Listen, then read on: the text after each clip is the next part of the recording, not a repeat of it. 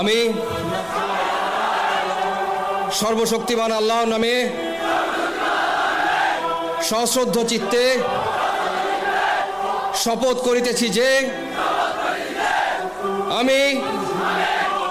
গণপ্রজাতন্ত্রী বাংলাদেশ ও বাংলাদেশের সংবিধান এবং রাষ্ট্রপতির প্রতি অকৃত্রিম বিশ্বস্ততা ও আনুগত্য পোষণ করিব।